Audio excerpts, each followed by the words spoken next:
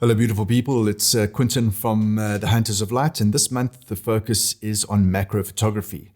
Now, macro photography is something that anyone can do. You can have a compact camera, DSLR, and all you need to do is just walk around your own home, out into your garden. You can find things to photograph. I'm speaking to Lezzet Abbott today from Miraculous Imagery. Her work just stood out for me as being less formal macro and with a whole lot of artistic flair put into it. There's like an ethereal quality that I really, really enjoy, and I'm hoping you will too. For those who are watching this for the first time, please make sure that you like and subscribe and hit the notification bell. For those who are watching it, are subscribers and are watching again, thank you very much. I really appreciate it. We're trying to get to 1,000 subscribers as soon as we can, so every bit helps. All right, everyone, let's check out Lezzet Abbott's imagery, and as usual, cue the intro.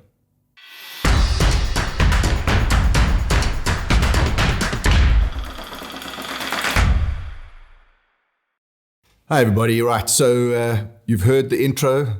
You're going to love these images. I certainly do. So, Lizet, tell me a little bit about yourself. Now, from what I've gathered so far, this is not your full-time profession or job or way to make money, which I don't really understand, because there's some of the images there that jump out as being like, whoa, that's amazing. Goosebumps kind of stuff for me. And I think, well, surely you're sitting in a beautiful location, a little farmstead on a hill with a river and a forest and over the valley, just making beautiful images and funding them with prints and etc. But apparently it's not the case. From what I've read, you in 2012 there was a sunflower that captivated you, and that's where you sort of started your photography journey. And then there was an anonymous miracle worker who gifted you a DSLR, which I really want to hear a little bit more about. And you've sold some works, you've been a guest speaker, limited edition calendars, and yet this is it's not a full-time way to make money. From what I understand, it's a personal way for you to connect to and with your environment. And I find that quite refreshing when it comes to photography, where the level of work is fantastic. I really would think that there would be a full-time I almost called it a calling. There'd be a full-time calling for you to be doing this all the time. So with that long preamble, I think maybe let's hand it over to you and tell us a little bit about where, who, how, and that sort of thing, and then we can have a look at some of those amazing images a bit later. Okay. Well, you said something really interesting about how the impacts of my images could have sort of created a wow impact for you, and I'm still battling to connect with how people respond to my photography, because I still feel like I'm a newbie. I've never done. I'm not from an artistic background. I've never studied arts. I've never studied photography. It happened, like you said, one day the sunflower just appeared in my garden, and I didn't see it there the day before. And I was like, where did that come from? And I was it was such a huge sunflower, and I didn't plant it. And it just appeared. And I walked down the stairs, because we lived in a log cabin that was on stilts, and I was standing up there looking at it. And I walked down the stairs and I asked my husband if I could use his pocket camera. Which was a small little Nikon, tiny little thing. Yeah. I say Nikon, I know it's Nikon. And I sat there and I was taking photographs, and there was a little bee that landed on the photo on the sunflower. And I was watching this bee interact with this flower, and I thought, wow, it's magical. And it's something that we as rushed human beings take for granted. We don't stop. We don't slow down. We just keep going, go, do, be. And you need to take the time to watch how everything around you interacts. There's so much life and so much miracle and so much going on that we aren't aware of because we're so caught up in ourselves and so caught up in being and doing and making money and got to be better than that one, or I've got to be better than this. And so when I watched this little bee interacting with the sunflower, it was like entering a world that I hadn't noticed before. And that was a catalyst. I spent 7 hours on that day taking photographs of everything, and they're terrible photographs. I'll show you some of them later, but just so that everyone can see that I didn't automatically have this natural, prodigious ability to take photographs, but it grew from there, and the love for capturing moments in my environment and learning more about what is actually going on was something for me that it like I said to you earlier, also it wasn't something, photography, it wasn't something that I was looking to do. It found me. I didn't go out saying, oh, I want to be a photographer. I still don't see myself or consider myself a photographer because, like I said, I don't have any of that background. I don't understand the concepts of art, or I'm not very knowledgeable technically either. I don't understand focal length. I don't understand what those numbers on the lens mean. I don't understand any of that. It's inconsequential to me because it's not to me about the gear, or it's not about your fancy lens, or I've grown with my equipment, and I've learned, but I still feel like I don't know enough to make use of all the capabilities of what my camera and the lenses can do. Yeah, absolutely. I think that's a lot of us are in that sort of situation. You get I suppose for you, you've used the camera and the equipment and your technical knowledge for what you need to achieve, and that because that's what you need to do. The amount of knowledge that you have with regards the camera and the gear, etc., is all you need to know. Do you know what I mean? It's not like you need to now go and use off-camera flash or multiple this, and you know what I mean. So in your, I suppose in your requirements, you have everything that you need. And to create beautiful images. I mean, there's one that every time I see it, it jumps out at me is funnily enough, the bee on the sunflower. I don't know if that was one of your first ones. If it was one of your first ones, you've got all the talent that you need, because I love that. I really, really love that image. So yeah, you don't need to chase the gear and that sort of thing, but you obviously still need to know within your genre or your niche what needs to be done and how to do it. And I think that even though you say you don't have all that knowledge, is definitely your images translate into just really, really good understanding of what it is that you're trying to achieve with those images. Well, it's about drawing out the magic and the essence of what you're photographing. And sometimes I get asked, how do you do that? And I would say, I don't know. I can't give you a formula, or I can't give you a step-for-step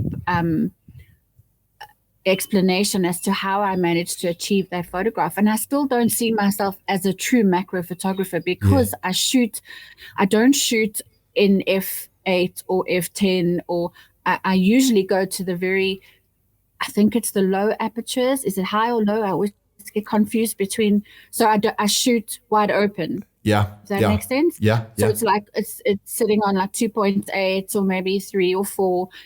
So I don't. My depth of field is very shallow. So I don't. But that's what makes, in my opinion, what makes your images. What gives them that quality that I really, really love.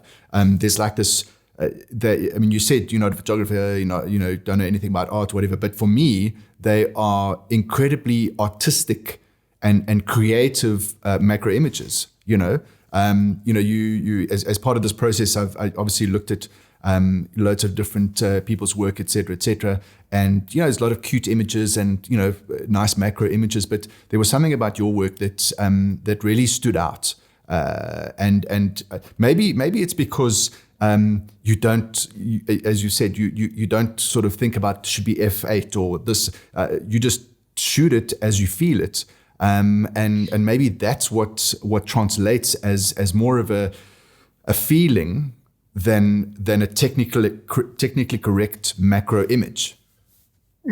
I think that's exactly, you've hit the nail on the head there, because there's a quote, and I can't remember, forgive me, the person who wrote it, but I shoot along the lines of don't shoot what it looks like, shoot what it feels like. Yeah. And that's, I've always wanted to have an emotional connection to what I'm photographing, because I feel it when I'm in that moment, and I'm so in awe of what I'm seeing and what I'm feeling and what I'm looking at. And I hope to bring that out in the photo and bring the essence of what I'm photographing out, so that people can hopefully feel what I was feeling at the time that I took the photograph. Yeah, I love that. And that definitely is what I get out of them. It's I mean, that I mentioned again, the bee on the sunflower. It could be where there's more depth of field and you see everything, but it's still a macro photo, but there's sort of like a haze of yellow on the one side, and it's exactly it. It's what I'm getting is the feeling, as opposed to the technically accurate, or the rules has to be this, has to be that, has to be the other, and I mean, I could have that on my wall, absolutely. It's one of those images that I look at and I just go, damn, I need a macro lens. I want to go and shoot this stuff. I feel inspired to go and shoot macro stuff from looking at your images. So, if you, by all means, you can continue to feel that maybe you don't know anything or blah, blah, blah. Your images are fantastic, and that's all that matters. I don't know a lot of technical stuff, but if it gets you to do what you need to achieve, then fantastic, and I think you've done really well with that. Well, it's certainly been an interesting journey, because how I got asked to speak at the 2015 Photo and Film Expo was as a result of my bridge camera images.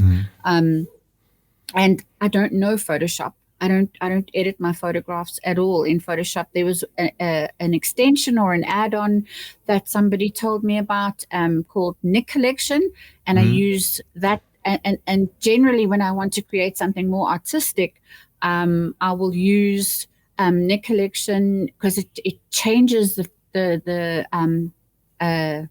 colors of the images as well, and it just creates such a beautiful feel. But I don't remember, like when I was getting ready for this presentation and I was choosing images to share with you, I was like, what am I going to tell him? Because I don't remember how I edited this photograph. I don't remember the step for step. I just do it until it feels right, or until I can emotionally connect to it. And I know that, along the purest lines of photography, a lot of people are not really in agreement with changing colors, but I'm like, why not? Why must I stick to the rules and limit myself and my creativity by not experimenting and seeing, okay, well, what if I do this? What will it look like? A lot of my images from the beginning with my bridge camera are not edited in any way. They've just maybe contrasted a little bit or sharpened, or and that bee photo that you love so much, that is hardly edited at all. It's unbelievable.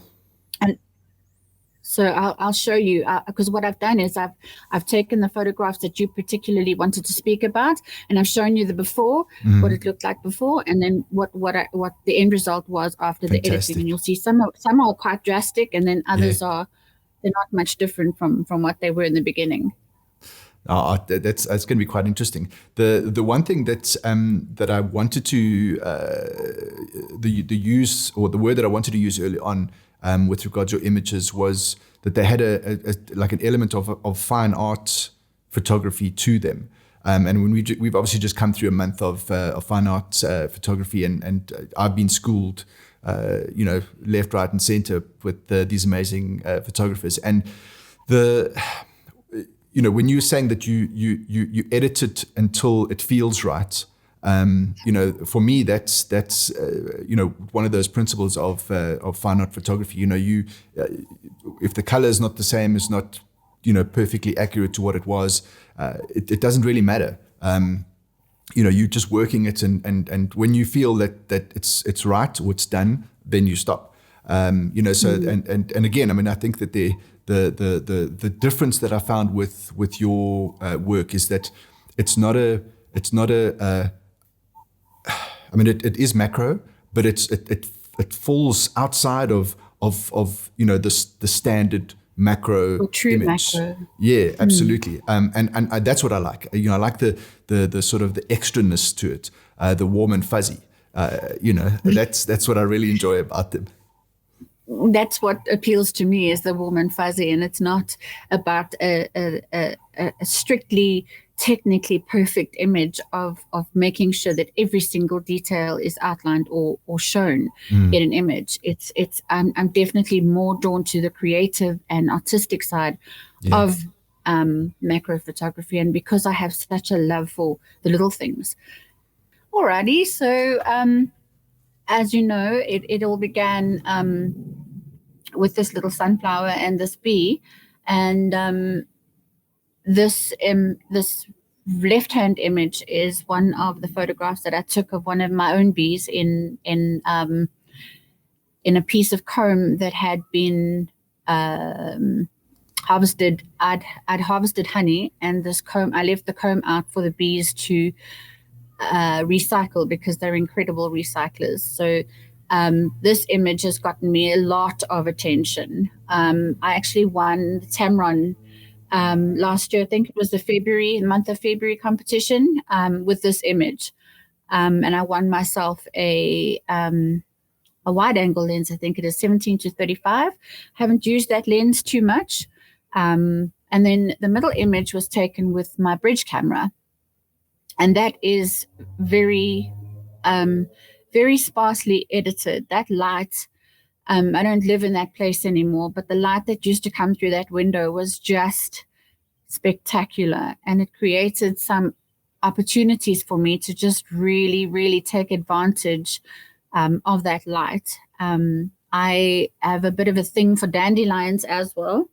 I became known in photography circles in in some of the photography groups that I was in. I don't post there so much anymore, but I became known as the dandelion queen. Okay. Because I just love dandelions. And then this is one of the images on the right hand side here, that it's a eucalyptus branch or leaf that that had changed color,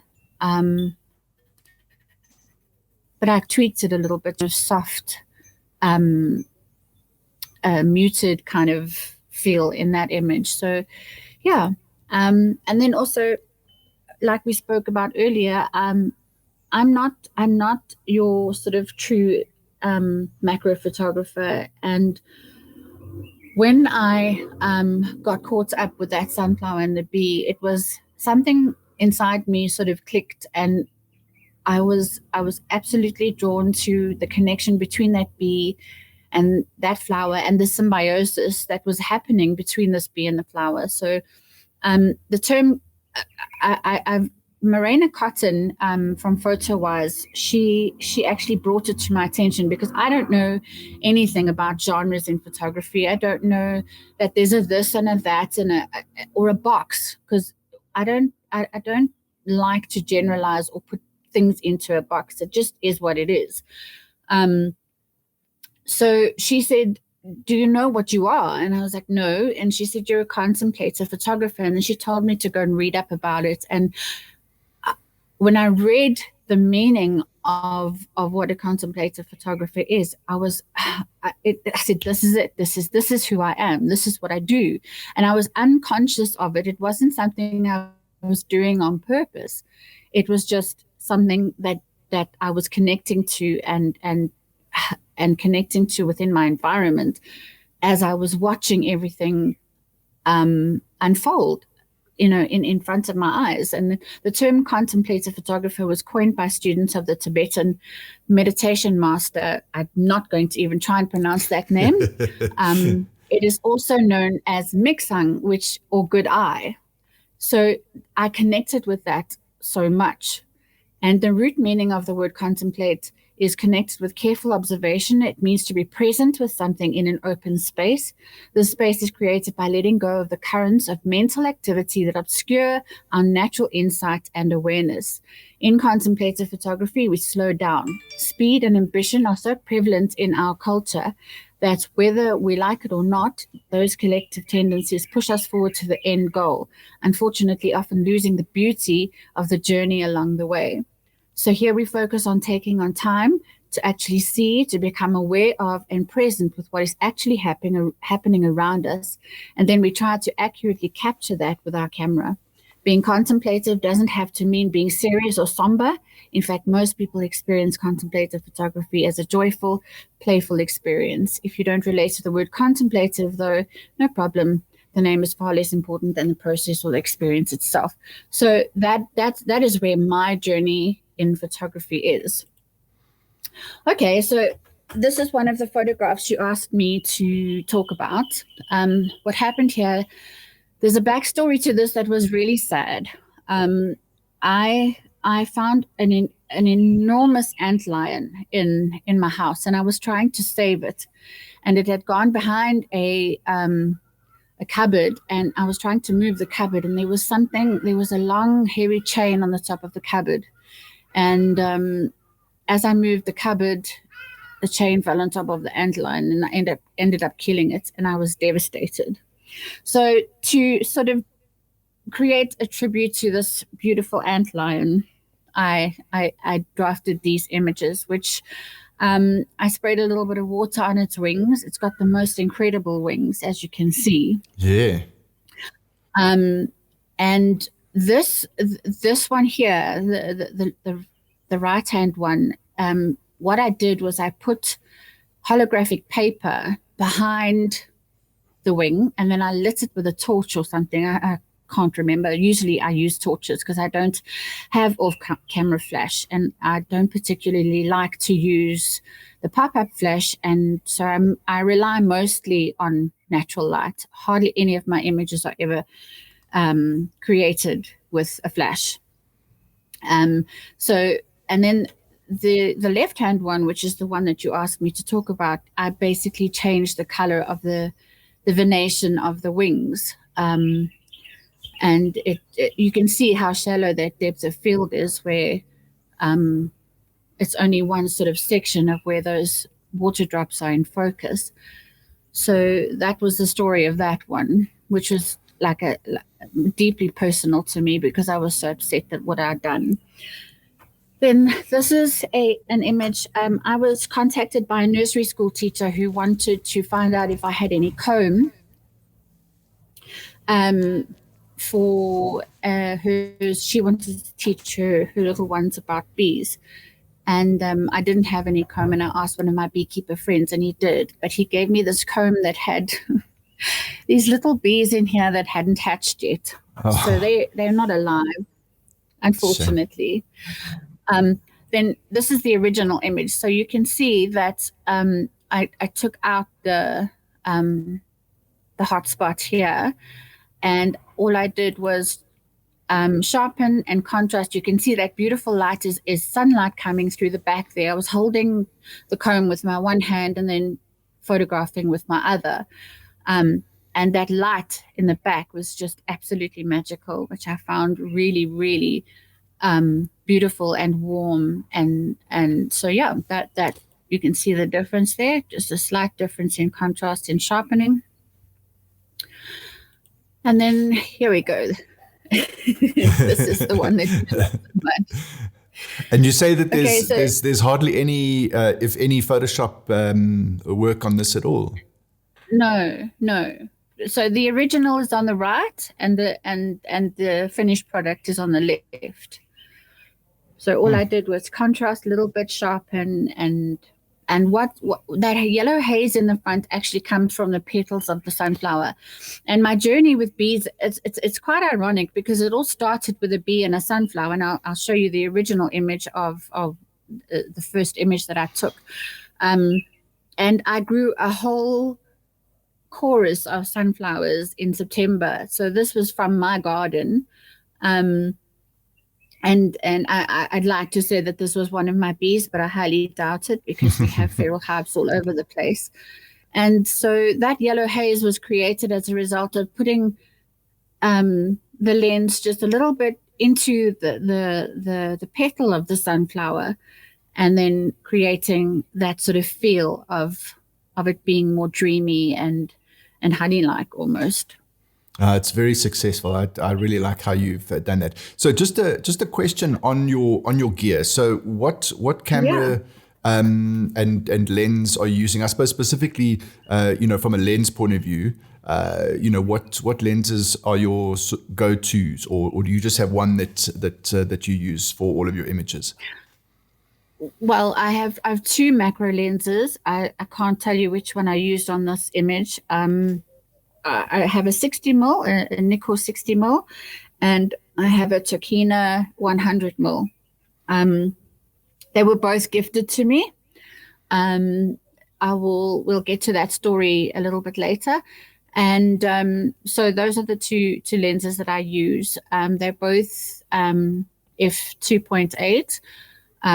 And yeah, so it's and then my camera, my gear, my body is a Nikon D7200, okay, which I eventually managed to get for myself. But I had a D90 before that, and that was the one that was gifted to me.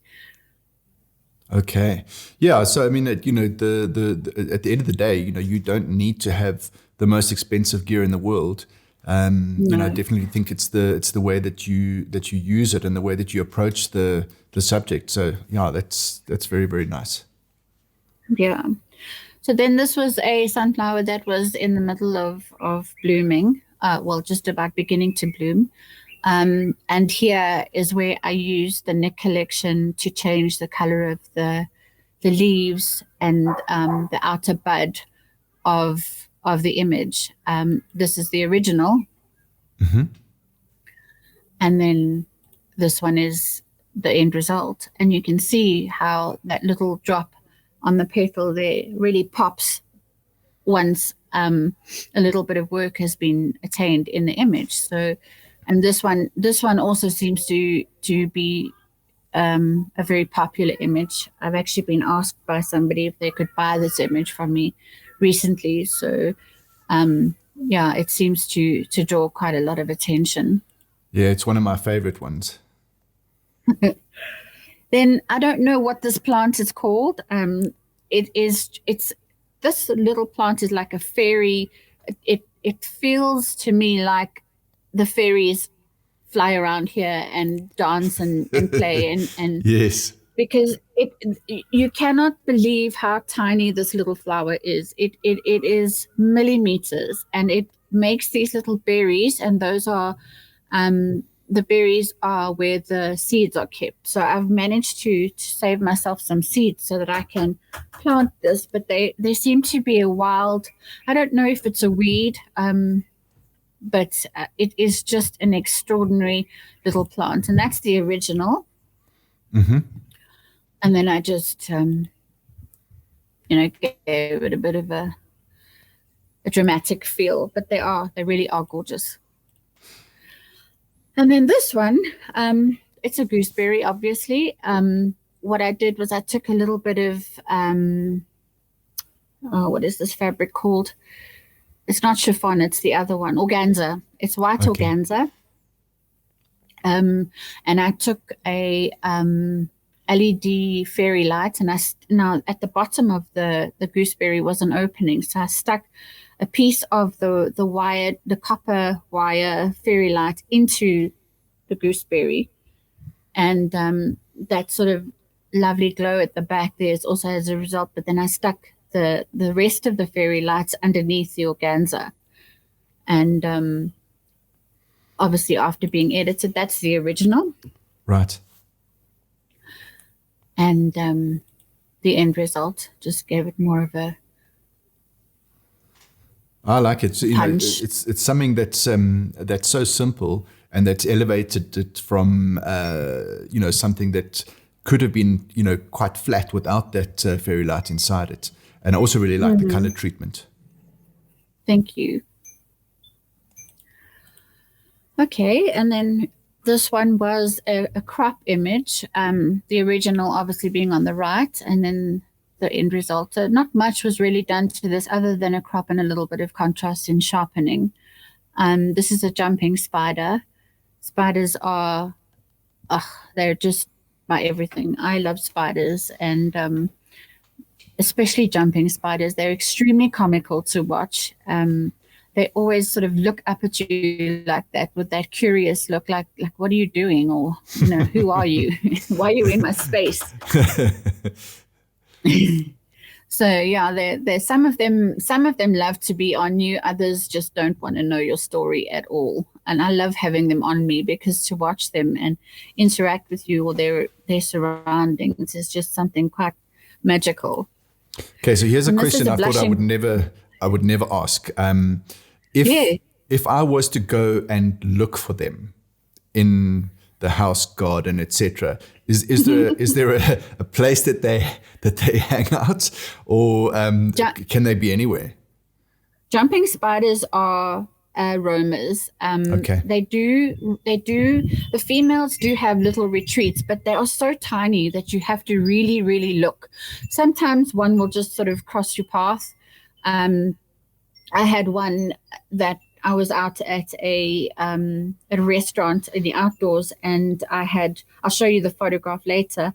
I had one and I found it on my leg and it jumped on my finger, and we had the most amazing interaction, just this little jumping spider and me. And sure. So you've got to really look, but sometimes they find you. And oftentimes I found that that's how it's worked with me. I haven't actually physically gone to go and look for something. When I do, I find that I don't find anything. Right. When I'm just sitting and being in a space, then they come to me. It's I often get asked that question, where do you find all these things? And I'm like, they find me. It's not something I actively go seeking. It's just something that comes to me. And I think the more you push for a result, the less in your favor. So it's just about being present, and they are really tiny. They're like millimeters in length. So you've just got to, I think they seem to like the yucca plant. I don't know if you have any around you. They like to seem to live in there, and you've got to look sort of close to the base or the stem of the plant. But they're not web bound, so it's not like you would be looking for an orb spider where it's obviously right. Yes, a spider. I mean, a web that's already established. So jumping spiders, they go all over the place. They're nomads. Okay. Again, as I said, it's not a question that I thought I would ever be asking, but I thought, let me just try. Well, I hope that you meet one because it will be a really cool encounter. They are the cutest little things. And then this one is the Blushing Bride. So you can see that the original being on the right and then the end results on the left. Not much was really done to this, obviously lightning. I can't remember if I put a vignette on this or what I did, but I think it was also done in the collection where the purple was a little more amplified and just to make this image pop a little because it wasn't taken in really good light. So I love this flower. This flower is also very fairy-like and mystical, and it's a really, really pretty. And I see it's a really popular flower at the moment with weddings, so it's really pretty. So I again, love flowers. Flowers are so sexy. So the processing of these just Nick effects. It's Nick Collection. Nick Collection. I think it's like an add-on that you have to. Once you download it, it goes into Photoshop. Now I've got like a really old version of Photoshop, and it's on a very old laptop, so it's hardly ever that I use that anymore. But if I feel like being a little bit more creative or experimenting, then I'll play with it. But this it was done in the Nick Collection add-on of Photoshop itself. I've tried to use Photoshop once and I got really irritated and impatient. So I thought, no, I'm not even going to try this. No, well, it's for the minimal amount of effort. I think it's beautiful. Thank you. Okay, so this is where it began. This was the first photograph that I took. As you can see, the shadows on the petals, and didn't know what I was doing, but and this is not edited either. It is as it is out of that little pocket camera. So yeah, this is where it all began for me in April of 2012.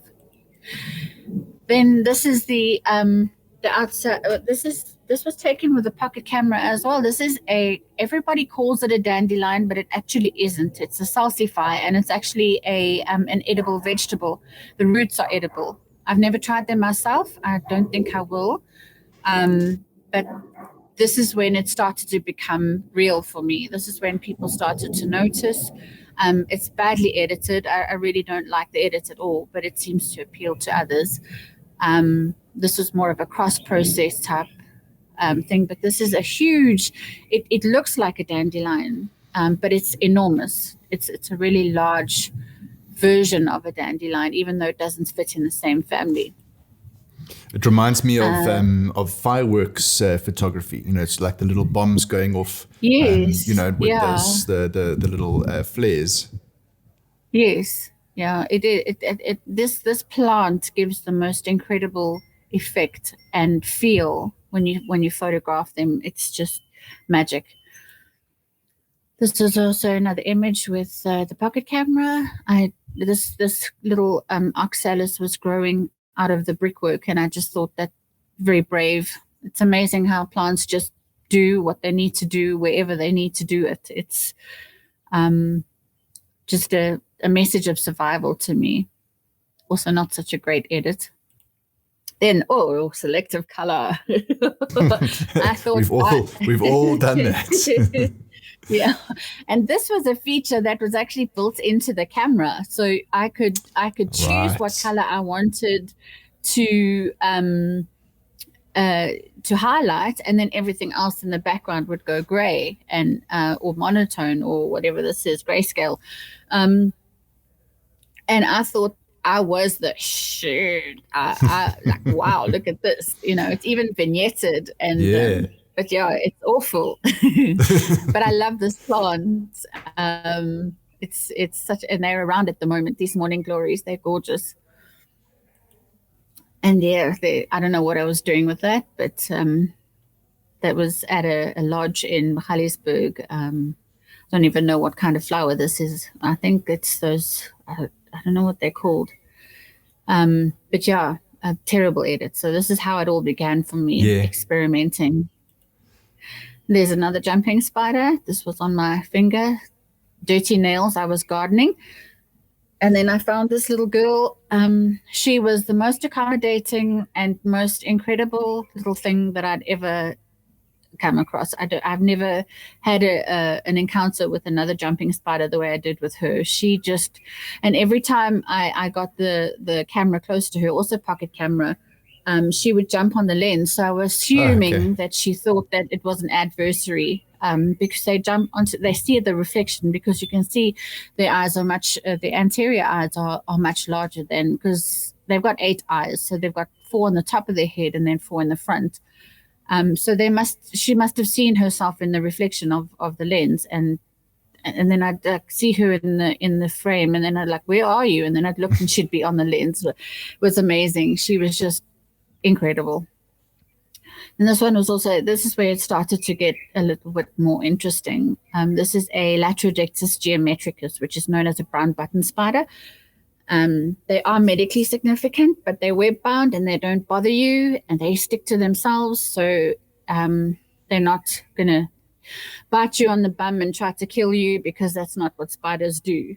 They just want to do what spiders are meant to do, and that's spin webs and eat and procreate. So this is one of my favorite photographs. This was also taken with a pocket camera, and I really like the black and white feel to it as well.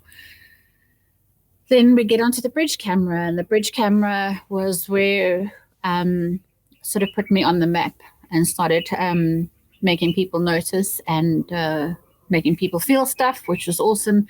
And this was the moon with a little bit of leaf in the foreground, and it just backlit that leaf so beautifully. And there's really not much editing to this photograph. It is, as you see it, one of my favorites too. This is also done with the bridge camera, just so that you can see that it's not necessarily all about the gear. And I often get asked that question, like, what do you shoot with? I'm like, what do you cook with? You know?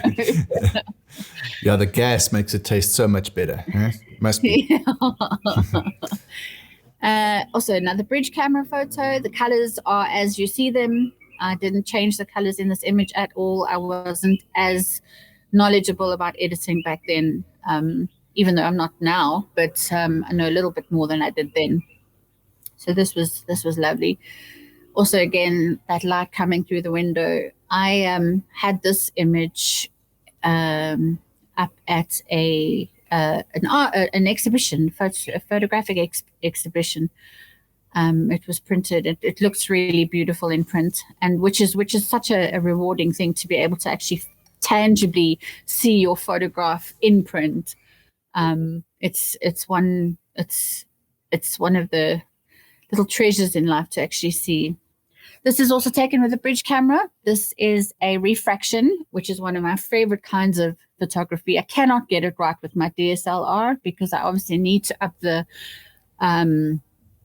aperture. And so this was taken with a bridge camera, where it was just automatically, as you can see, that cosmos flower, which is in the background there. This was on a fence. And also not much done to this image other than sharpening and contrast, but to get that little flower there in that refraction, in that drop, it's just magic. Yeah, it's, whenever I see those, I'm always sort of thinking, really, that's got to be Photoshopped. But again, the more I've played with it, or not played with it, but more that I've looked at people's macro work, I see there's a fair amount of these photos around it, and some of them are absolutely spectacular.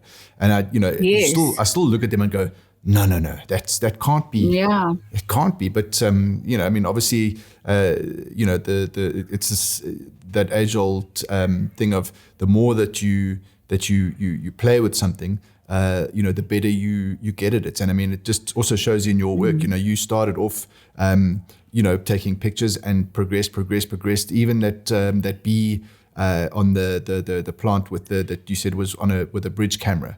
The progression just from where you started to that one, that didn't have high-tech equipment or anything like that.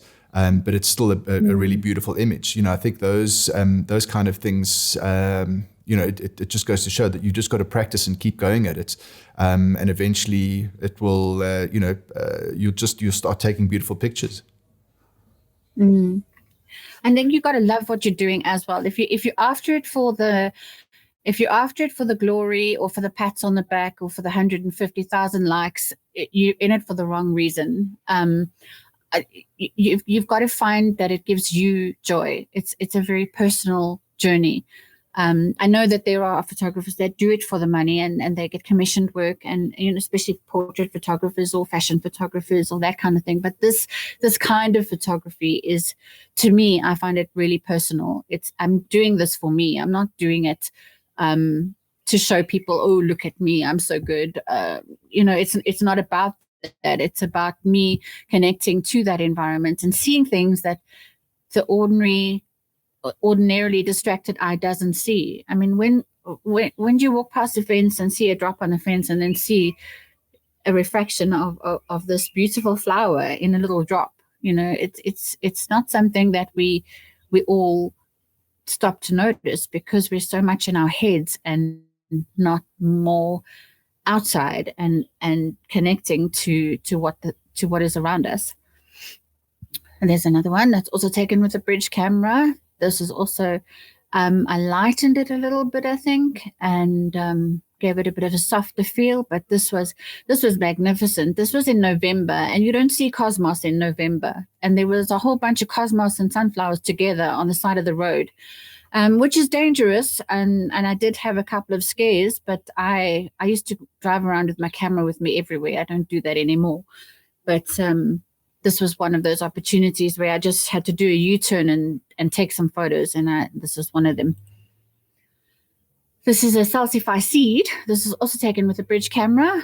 Obviously sun there, and you get that beautiful backlight, and it just highlights all the hairs on the seed. And that was sprayed with colored water, I think it was blue or green. I just got a little bit of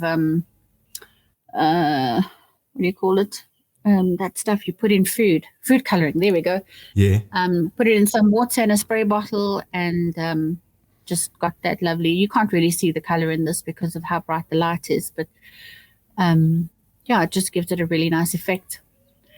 Also, bridge camera. This photograph, I think, is what happened when the light switched on for everyone. I got the most incredibly overwhelming response from this, and that was so unexpected. I just put a salsify in a blue bottle, and had a little bit of sunset in the background, and I was like, it just blew up.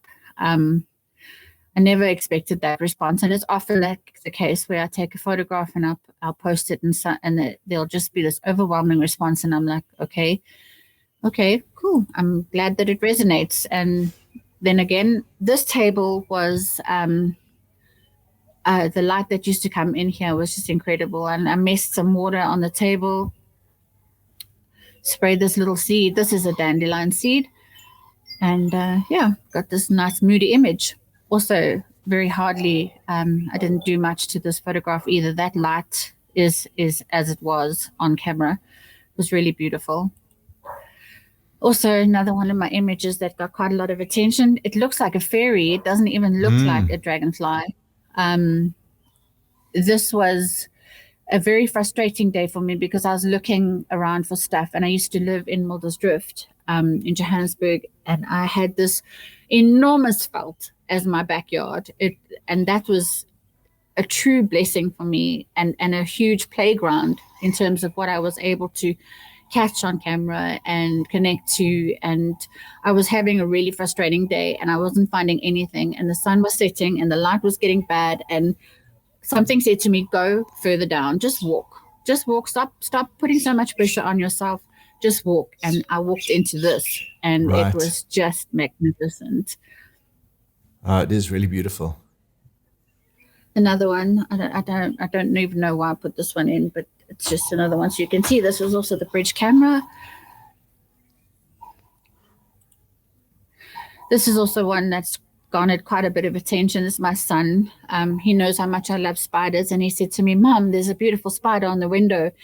And I ran around the other side, and this wasn't a posed shot. It was as it happened. Right. And he was looking at the spider, and this is a false house button spider. She was very pregnant, and he ran. I ran for the camera. I ran on the other side, and I shot it as you see it. And obviously, just changed it to black and white, but it's a really mesmerizing shot for me. That's really cute. His curiosity and his squint eye there is just the sweetest. That's He's a lot cute. older now. Also, another bridge camera photo. It was early morning. It was very misty this morning, and this was the magic I was able to connect with. Also, not very much edited either. That light is natural. Another refraction image of the whole spider web in that drop. Also, another bridge camera. Also, bridge camera. I love flowers. I know it's not everybody's favorite, but to me, flowers are just so sexy. They are so beautiful. Every part and every aspect of them is just so fascinating. And you think to yourself, what created this? I mean, it has so many layers and so many, even a dying or wilting or dried out flower. They're just so beautiful. Again, these are bridge camera photos, a little bit of a warm, a little bit of a cold one, also hardly edited. I think the camera did it most. And then we come to the D90 images. This one also beautiful sunset. I miss those sunsets. I don't get them here anymore. So it's not as wide open. That light. No, there's a lot. This is more jungle-like, which is beautiful because I love trees too. But then the sun sort of hides behind all the trees, and I don't get to see these spectacular colors anymore. And then so this one, this lot, I experimented with a little ball. I don't know if you've heard of them. They're called gel balls or squishy balls, or yes. They're balls that you put in plants, and they retain water, and then they keep your plants or your cut flowers alive and that kind of thing. So the bottom, the stuff at the bottom was bubble bath. So you get that sort of glow over here. And then I put holographic paper in the back, and then I had a torch, or I had the sunlight shining onto the back of this holographic paper, and then with this dandelion seed, just created a really interesting image. Again, I had a seed. I stuck a seed in here to take a photograph, and I left the seed in, and this plant started to grow out of it, which was incredible. And it gave me an opportunity to take an interesting photograph. And then this heart-shaped bouquet in the background was as a result of me cutting it out on a piece of cardboard and sticking it on the front of the lens. Yeah. I have a lens baby now, so I am so excited. I'll show you. We'll get there. Again, holographic paper to create that bouquet in the background. And this is what happened when the plant started to grow, when those little leaves started falling off. This was the plant that I put in that started to grow in that seed, in that ball. And again, then this was an experimental. This is the only thing I ever learned how to do in Photoshop was this. I think it's called a swirl. I don't know. I can't remember. But this was the original image. Obviously, the color was changed in the next collection. This is the dandelion. And then I thought I'd do a little bit of an experiment and came up with this interesting image here with a bit of a zoom effect on it. Yeah, those dandelions are just, they're just asking to be photographed. Such beautiful shapes and colors and textures. Yes, the textures are really something. And then this one, I had an incense stick underneath this dandelion. I had a black perspex sheet at the back, and had side light coming in from the window. This wasn't done with anything but natural light, and not much editing either, just a bit of sharpening and contrast. And the smoke obviously going through the dandelion. This was a lot of fun. I really enjoyed this. Again, these little bouquet thingies here are actually from the dandelion. It's not something that was printed or put into the image. Came out like that, and then I just changed the colors slightly just to give it that lovely warm and fuzzy feel. Same again, more dandelions. I love these. Thank you. And then here we get a bit more experimental with colors. There again, this is the plant that I showed you earlier with that tiny little flower. This is what they start looking like when it starts to seed. And then an agapanthus. I love agapanthus, and especially when they're in this phase of development, because they are so interesting. All those buds squashed into that little pod, and then it becomes this beautiful flower. Frangipanis, also one of my favorite flowers to photograph. I don't know how I got this. I was sitting earlier thinking, how am I going to tell Quentin how I achieved this? I don't know, because I cannot get it. I can't get the same feel and look. And I just love the texture that comes through in this particular image here. This one also just an interesting. This was taken on the actual plant itself. But yeah, frangipanis. Then this roses image also changed the colors a little bit. This one I think is a plumbago. I'm not 100% sure, but also another experimental changing of color, seeing how it looks and feels, and then sticking with it. This is a wild pear. The blossoms are incredible. The bees love them.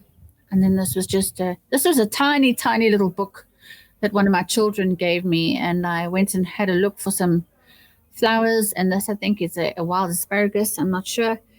And then a little bit of I think I had a mirror on the bottom, sprinkled a bit of glitter just to give it that effect. And this is when I had time to experiment and play.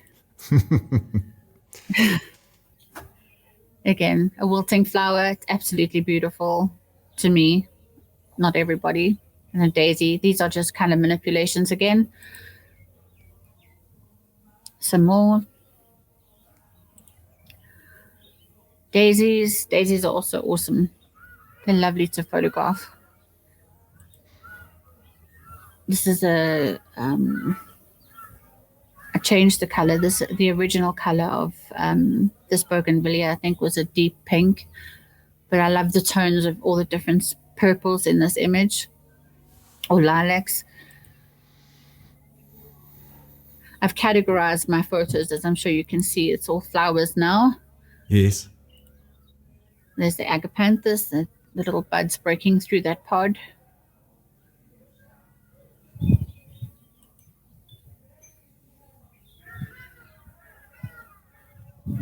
This was done in Cape Town. This was on the beach somewhere.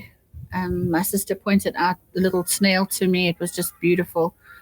And it was very accommodating. Sometimes you work with things and they just don't want to play with you. Right.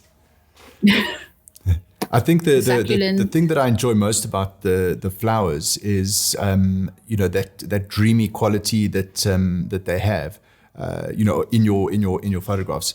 I love the color changes. I think that works really, really nicely. But just that sort of dreamy feel to them, I really, really enjoy that. Ethereal feel, yeah. Can you see what's going on here? I asked my daughter, and she said no. So I want to see if you can see what's going on here. Well, it's. I'm trying to work out what the surface is. But for the life of me, I cannot work out what it is. It's piano keys. I was going to say piano keys, but I thought, oh, really? Sure. I just love how textured. Yeah. And these are apricot blossoms. Okay. And the sunflowers. This was my crop from the sunflowers I planted in September. This is real. This one is actual. It's a red sunflower. Wow. And that's the bud, and then that's what it looks like when it's opened. So the sunflowers have sort of stayed a part of my journey. And this is with a lens baby. I was gifted with a lens baby last year by a very special friend. And I still haven't played as much as I would like to. I just need to find the time. But then it gives you these amazing effects, and the sharpness of this of the lens as well is quite something, but it's different from a macro lens, because macro you got to get really close, and this one you got to stand back. So I'm still sort of trying to get used to the change in behavior Right. in terms of having to.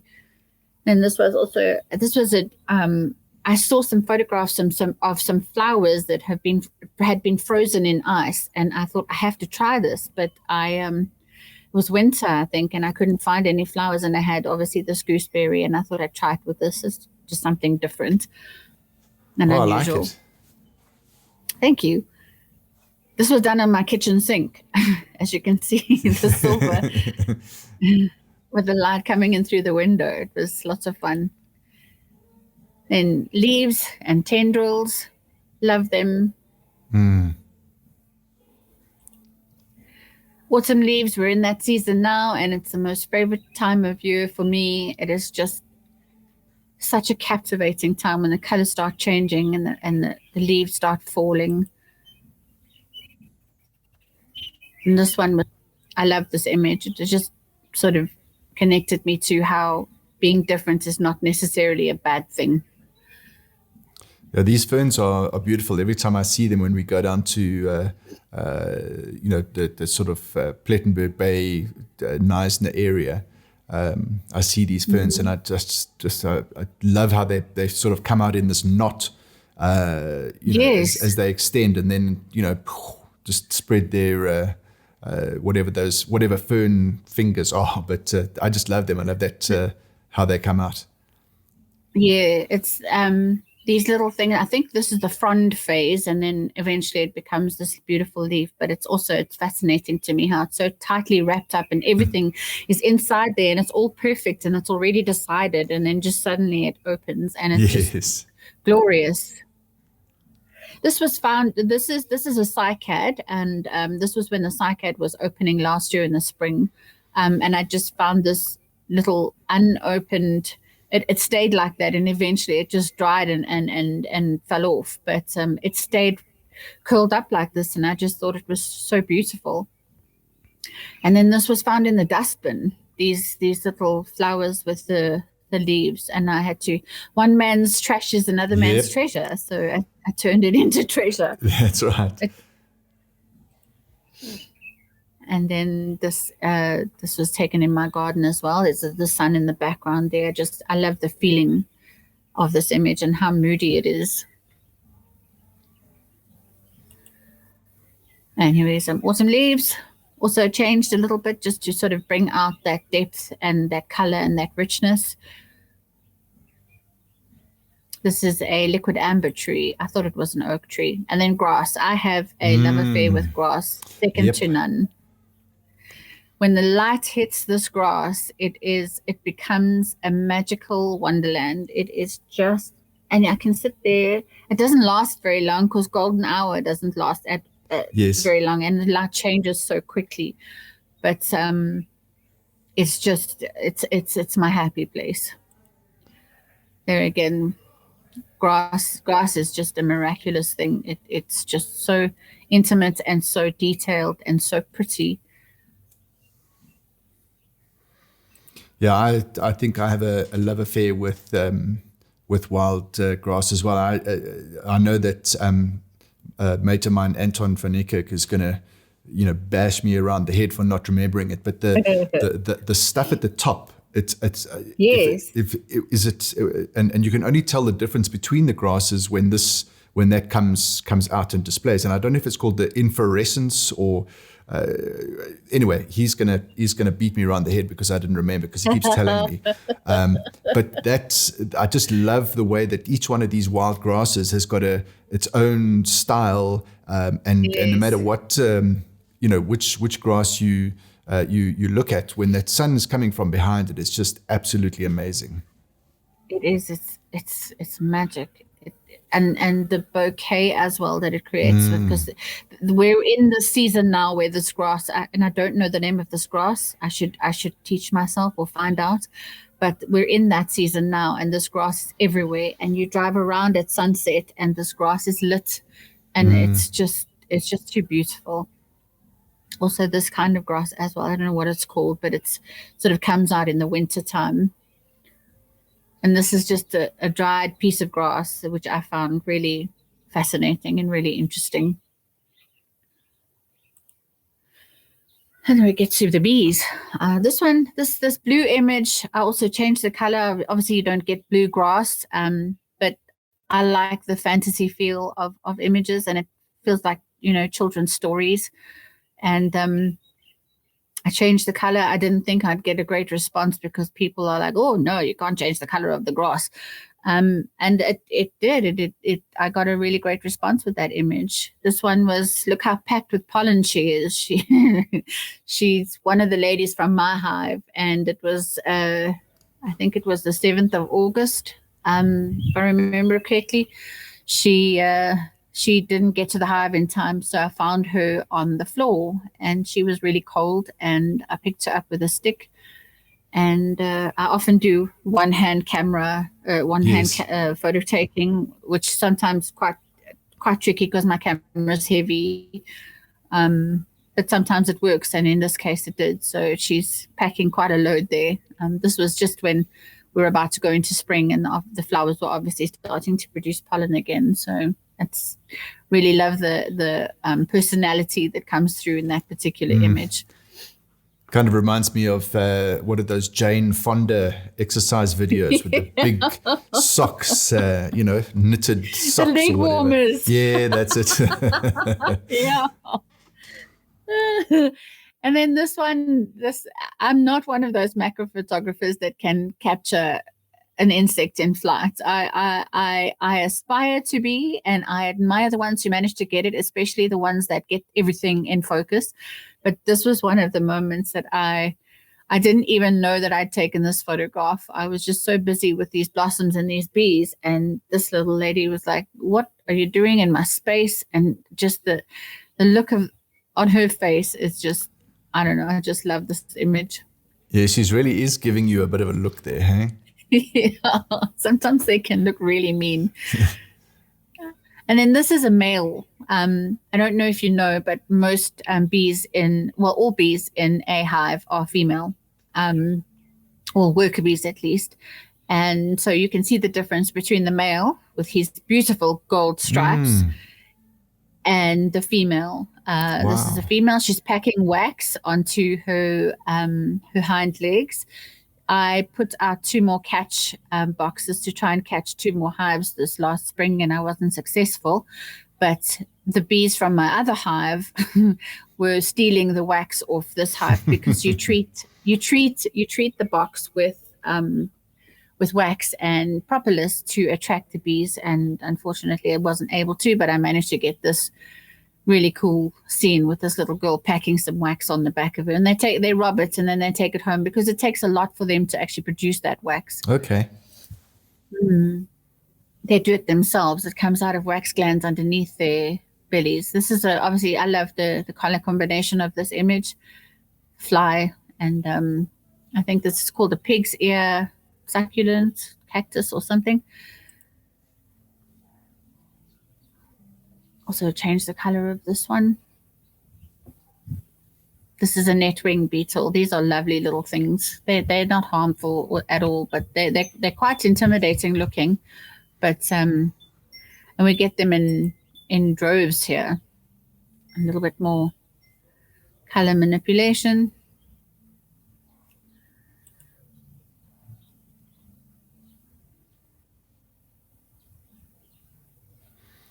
I think one of the things that that really makes the images for me is the color changes. I think it definitely gives it a very strong look and feel. Yes. There's a jumping spider again. She was very accommodating as well. This is a Latrodectus geometricus. It's also one of my favorites. It's a brown button spider. They have the most incredible patterns on their abdomen. Sometimes it looks like it's case knot, but they're also beautiful spiders. They really are. Those long, leggy are really beautiful.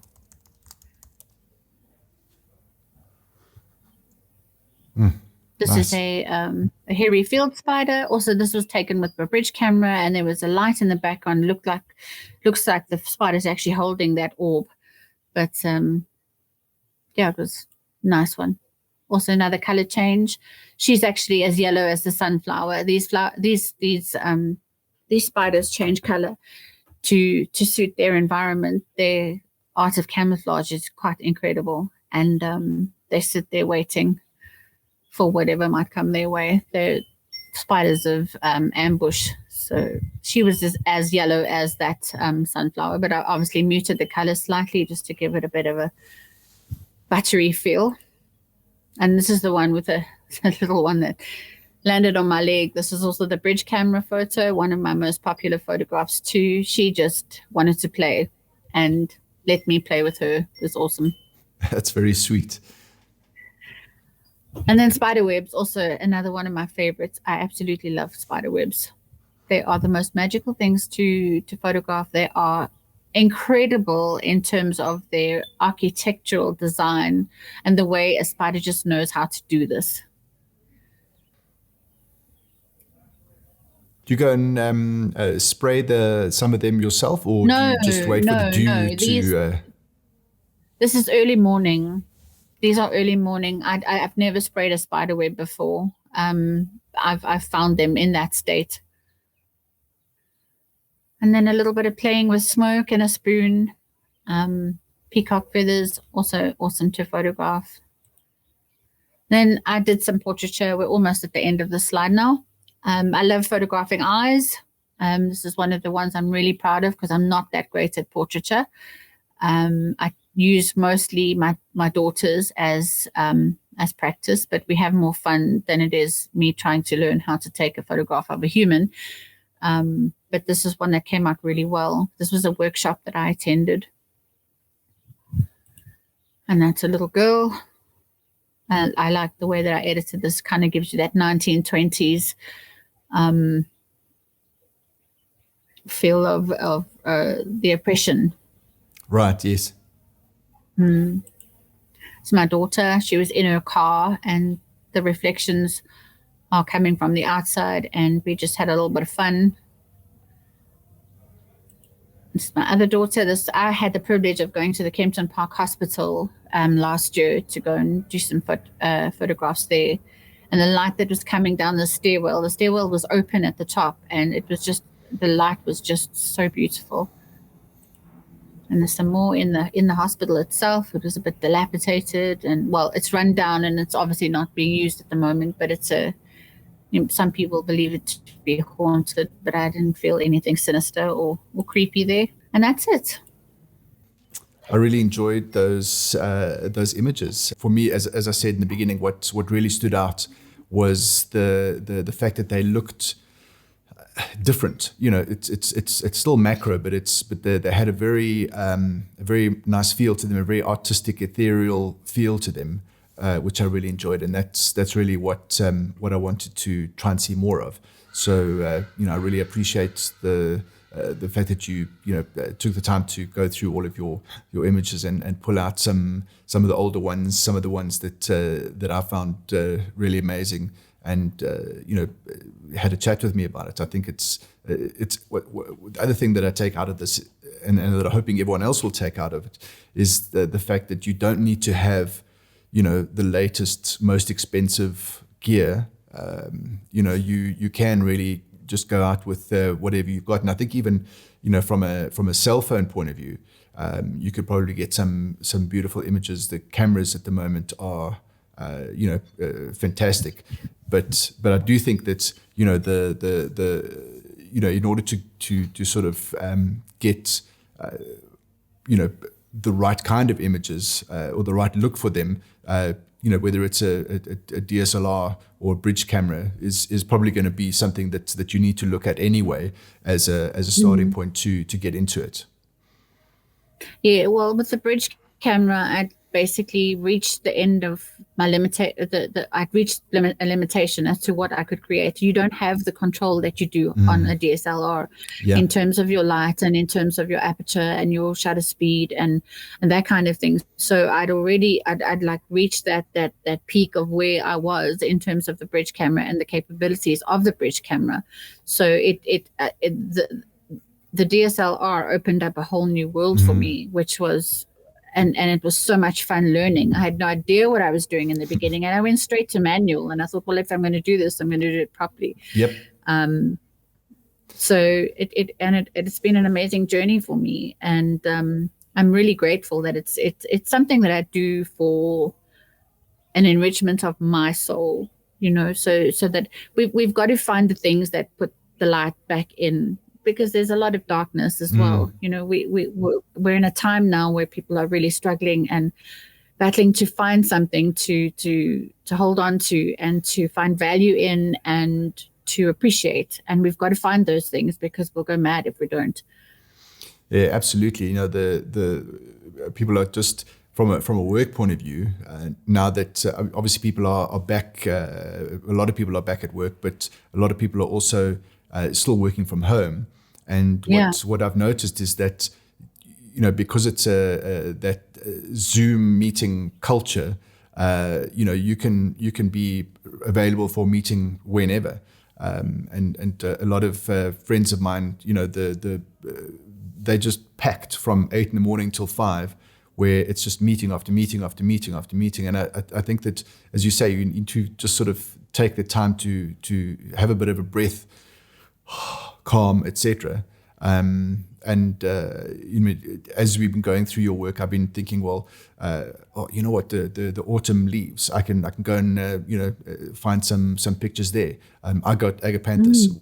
I can find some pictures there. I'm going to find the little jumping spider. So certainly from my point of view, what I've always said about the Hunters of Light is that, it's got to educate, motivate, and inspire. And even if I'm the only one who's inspired or motivated, it's kind of job done.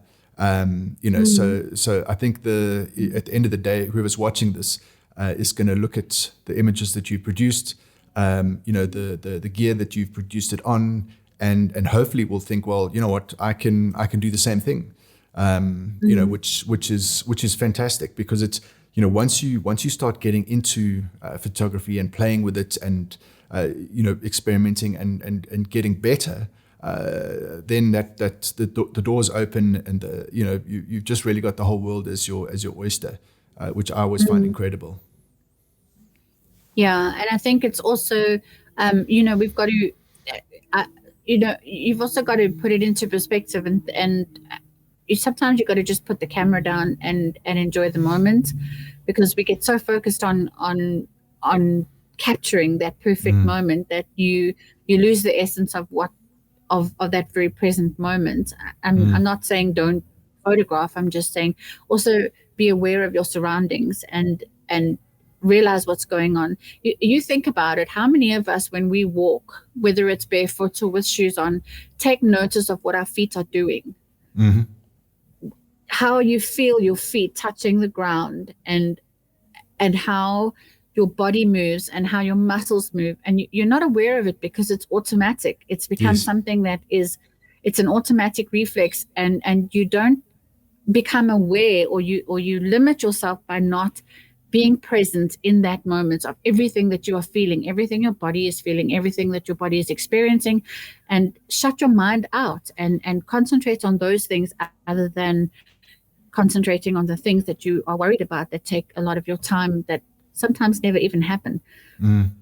But you just have to stop, and you have to take yourself out of your stuff and put yourself out there and enjoy what we're given for free. This doesn't cost anything.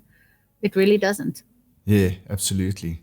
Well, thank you for taking me out of my, daily routine and showing me into your world.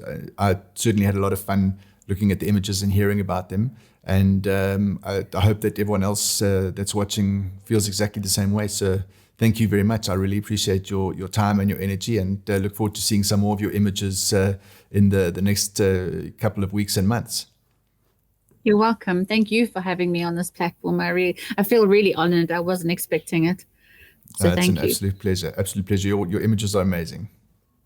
Thank you. Thank you, Quentin. All right. Thanks. Enjoy the rest of the afternoon. Thank you. You too. And thanks for having me on this Sunday when you could have been spending time with your family. It's a Sorry. pleasure. It's a pleasure. Thanks, hey. Cheers. Thanks, Quentin. Bye. Bye. Hello, beautiful people. It's Quentin from the Hunters of Light, and today is our first foray. No, it's not. I don't know if I like that word. Today we are talking. Let's start again.